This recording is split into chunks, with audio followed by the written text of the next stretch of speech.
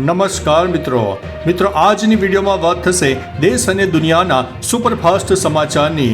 સૌપ્રથમ વાત કરીએ તો અમદાવાદ મ્યુનિસિપલ કોર્પોરેશન સંચાલિત વીએસ હોસ્પિટલમાં ક્લિનિકલ ટ્રાયલમાં 3 લોકોના મોત થયાનો ગંભીર આક્ષેપ કોંગ્રેસના કોર્પોરેટર રાજેશ્રી કેસરીએ કર્યો છે।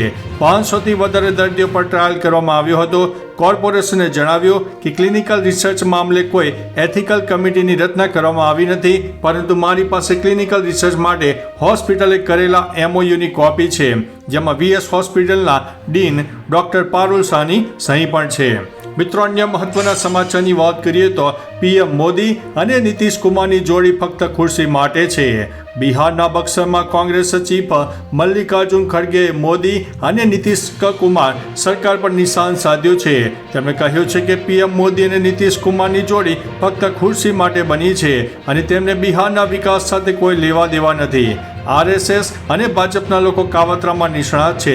છેલ્લા 11 વર્ષથી મોદી સરકાર કોંગ્રેસ અને વિપક્ષી પક્ષો સાથે દુશ્મન જેવો વ્યવહાર કરી રહી છે। મિત્રો, અન્ય મહત્વના સમાચારની વાત કરીએ તો નકલી નોટોના રેકેટનો મોટો પર્દાફાશ થયો છે। જેતપુરમાં નકલી ચલણી નોટ સામે અસલી નોટ મેળવવાના કેસમાં આરોપીના પોલીસ રિમાન્ડ દરમિયાન મોટો ખુલાસો થયો છે, જેમાં આ આરોપીઓ છેલ્લા 5 થી 6 મહિનાથી નકલી નોટોનું રેકેટ ચલાવતા હતા, તેમાં જૂનાગઢ ખાતે કારખાનામાં નોટો પ્રિન્ટિંગ કરતા હતા। પોલીસે આરોપીઓને કોર્ટમાં રિમાન્ડ માંગતા 3 દિવસના કોર્ટે રિમાન્ડ મંજૂર કર્યા છે। મિત્રો, અન્ય મહત્વના સમાચારની વાત કરીએ તો હીટવેવના પગલે જનસેવા કેન્દ્રો અને આધાર કેન્દ્રોના સમયમાં મોટો ફેરફાર કરવામાં આવ્યો છે।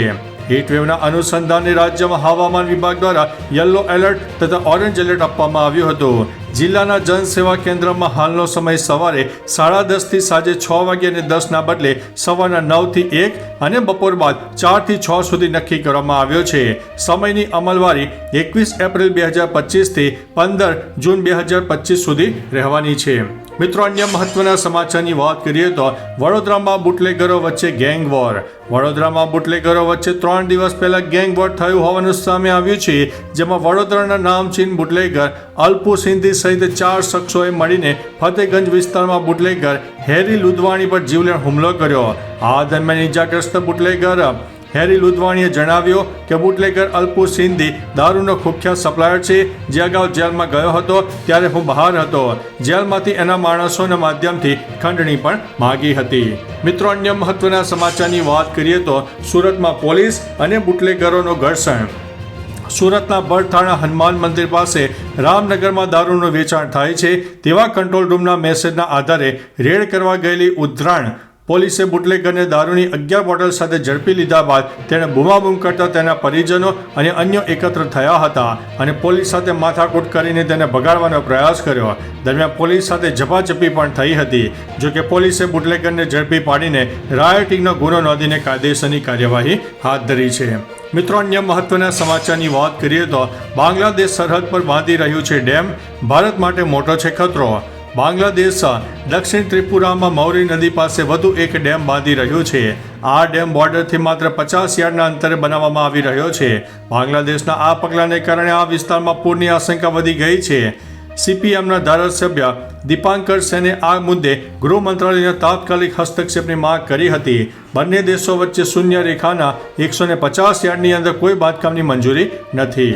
મિત્રો, અન્ય મહત્વના સમાચારની વાત કરીએ તો ગરમીને લઈને વાહન ચાલકોના હિતમાં મોટો નિર્ણય લેવામાં આવ્યો છે। અમદાવાદ શહેરમાં 41 ડિગ્રી આજુબાજુ ગરમી નોંધાતા લોકો તોબારા પુકારી ઉઠ્યા છે। ગરમી સામે લોકોને રાહત આપવા માટે અમદાવાદ શહેર ટ્રાફિક પોલીસે મહત્વનો નિર્ણય લીધો છે। અમદાવાદીઓને ગરમીમાં ટ્રાફિકમાં ઊભું ન રહેવું પડે તેને લઈને ટ્રાફિક પોલીસે અમદાવાદ શહેરના 70 ટ્રાફિક સિગ્નલો બંધ રાખવાનો નિર્ણય કર્યો છે। સુરત શહેરના 213 સિગ્નલ બપોરના સમયે રાખવાનો નિર્ણય લેવાયો છે। મિત્રો, અન્ય મહત્વના સમાચારની વાત કરીએ તો વકફ બોર્ડમાં બની બેઠેલા ટ્રસ્ટીઓ દ્વારા છેતરપિંડી આચરવામાં આવી। અમદાવાદના જમાલપુર વિસ્તારમાં આવેલી કાચની મસ્જિદ અને શાહ બડા કાસમ ટ્રસ્ટમાં ટ્રસ્ટી ન હોવા છતાં સલીમ ખાન સહિત 5 લોકોએ વકફ બોર્ડની અને બોર્ડે અમદાવાદ મ્યુનિસિપલ કોર્પોરેશને આપેલી જમીન પર ગેરકાયદેસર દુકાનો અને મકાન બનાવીને લાખો રૂપિયાના ભાડાની વસૂલાત કરી હોય તેવું સામે આવ્યું છે। જે 5 લોકો ઝડપાયા છે તેઓ વકફ બોર્ડમાં ટ્રસ્ટી ન હોવા છતાં છતાં ખોટી ઓળખ આપીને લોકો પાસેથી ભાડાની વસૂલાત પણ કરતા હતા. મિત્રો, અન્ય મહત્વના સમાચારની વાત કરીએ તો સલમાન ખાનને ધમકી આપનાર પોલીસ સમક્ષ હાજર થયો છે. બોલિવૂડ અભિનેતા સલમાન ખાનને ઘરમાં ઘૂસીને મારી નાખવાની ધમકી મામલે વડોદરા જિલ્લાના વાઘોડિયા તાલુકાના રવાલ ગામમાં રહેતા યુવક પરિવાર સાથે મુંબઈ પહોંચ્યો હતો અને યુવક મયંક પંડ્યા મુંબઈ પોલીસ સમક્ષ હાજર પણ થયો છે, જ્યાં મુંબઈ પોલીસે તેની પૂછપરછ કરી હતી અને પરિવારજનોએ યુવકની સારવારના મેડિકલ પુરાવા પણ રજૂ કર્યા છે. મિત્રો, અન્ય મહત્વના સમાચારની વાત કરીએ તો પીસીબી અને હરિયાણા પોલીસનો સંયુક્ત રીતે દરોડો સામે આવ્યો છે. વડોદરા શહેરના પૂર્વ વિસ્તારમાં લિસ્ટેડ બુટલેગર નીલુ સિંધે ગેરકાયદેસર ગોડાઉન બનાવીને તેનો અન્ય જગ્યા પર દારૂ સપ્લાય કરતો હતો. આ દરમિયાન હરિયાણા તથા પીસીબી પોલીસે સંયુક્ત રીતે રેડ કરીને ઘરમાંથી કુખ્યાત બુટલેગર નીલુ સિંધીને ઝડપી પાડ્યો છે. ગોડાઉનમાંથી વિદેશી દારૂની પેટીઓ, 3 જેટલા વાહનો અને 5 આરોપીઓની ધરપકડ કરવા મામલે મુદ્દામાલ કબજે લઈને હરણી પોલીસને સોંપવામાં આવ્યો છે. મિત્રો, અન્ય મહત્વના સમાચારની વાત કરીએ તો પાકિસ્તાનના નાયબ વડાપ્રધાન અફઘાનિસ્તાન પહોંચ્યા છે. પાકિસ્તાન અને અફઘાનિસ્તાન વચ્ચેના સંબંધોને સુધારવા પાકિસ્તાનના નાયબ વડાપ્રધાન ઇસાક ડારે શનિવારે કાબુલમાં અફઘાનિસ્તાનના કાર્યવાહક વડાપ્રધાન મુલ્લા મોહમ્મદ હસન અખુદને મળ્યા હતા. બંને નેતાએ પરસ્પર હિતોના મુદ્દા પર ચર્ચા કરી. ડારની અફઘાનિસ્તાનની એક દિવસીય મુલાકાત એવા સમયે થઈ રહી છે જ્યારે પાકિસ્તાને ગેરકાયદેસર અફઘાન શરણાર્થીઓ સામે કાર્યવાહી વધુ તીવ્ર બનાવી છે.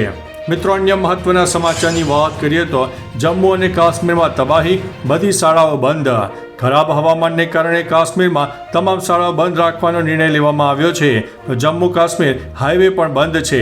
ઉલ્લેખનીય છે કે રવિવારે સવારે જમ્મુ અને કાશ્મીરના રામબન જિલ્લામાં વાદળ ફાટવાથી વરસાદ અને કરા પડવાથી ભારે વિનાશ થયો. શેરી બાગાનમાં 3 લોકોના મોત થયા છે. ઘણા ઘરો અને દુકાનો કાટમાળ નીચે દટાઈ ગયા છે. રાહત અને બચાવ કાર્ય ચાલી રહ્યું છે. મિત્રો, અન્ય મહત્વના સમાચારની વાત કરીએ તો કોંગ્રેસ સત્ય અને બીજેપી જૂઠ અભિયાન શરૂ થઈ ગઈ છે. નેશનલ હેરાલ્ડ કેસમાં કોંગ્રેસ ગઈકાલથી કોંગ્રેસ સત્ય અને ભાજપ જૂઠ અભિયાન શરૂ કર્યું છે. આ કાર્યક્રમ હેઠળ દેશના 57 શહેરોમાં પ્રેસ કોન્ફરન્સનું આયોજન.